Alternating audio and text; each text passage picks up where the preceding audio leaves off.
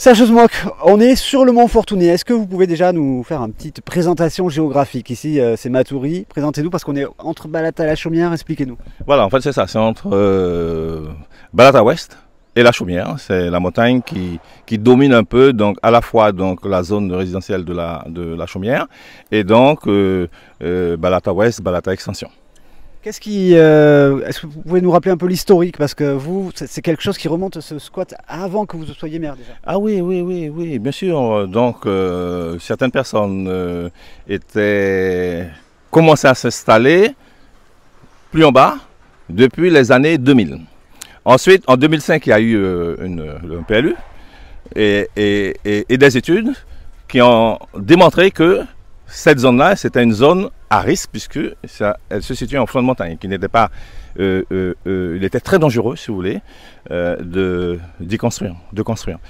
Et donc, il y a un certain nombre de discussions, de négociations depuis 2005 avec donc la collectivité et la SEM-SAMAR et toutes les institutions possibles.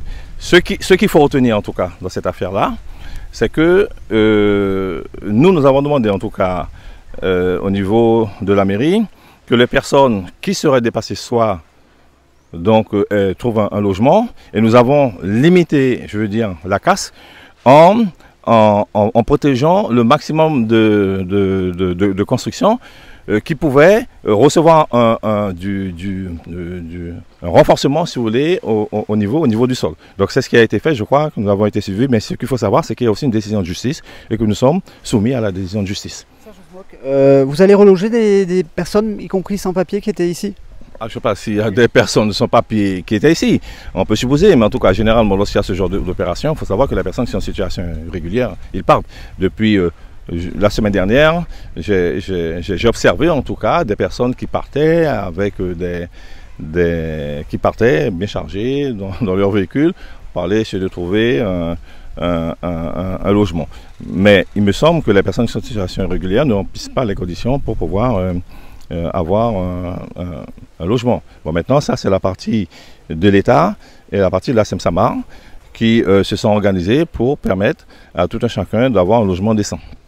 Vous dites aujourd'hui que vous approuvez, mais le préfet a présenté un petit peu cette opération et a expliqué finalement qu'il s'était substitué à la municipalité qui n'avait pas voulu engager ces procédures.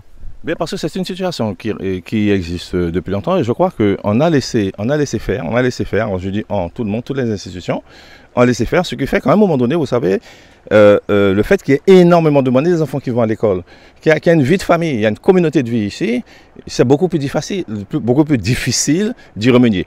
Comme on dit, mieux vaut prévenir que guérir, mais je pense que ce qui devait être fait dans les années 2000, même avant 2005, n'a pas été fait aujourd'hui, eh bien ça tombe sur cette municipalité. Donc nous, ce que nous avons dit, que nous sommes pour l'évacuation des personnes et surtout que ces personnes puissent avoir un logement décent parce que, in fine, qu'est-ce qui se passe? Les gens qui sont ici sont des personnes qui n'ont pas les moyens d'avoir du logement. Et vous savez, la nature a horreur du vide, mais les gens viennent s'installer un peu n'importe comment, mais malheureusement, pour elles, heureusement je dirais même, heureusement, parce que nous sommes sur un site dangereux. C'est un site glissant, c'est un site dangereux. En période de pluie, si vous venez, je vous assure que c'est ahurissant, c'est vraiment effrayant. Donc aujourd'hui, j'avais ma responsabilité pénale qui était engagée, et la responsabilité aussi de la commune. Il fallait absolument que cette décision de justice soit appliquée, c'est ce que donc les services publics ont fait.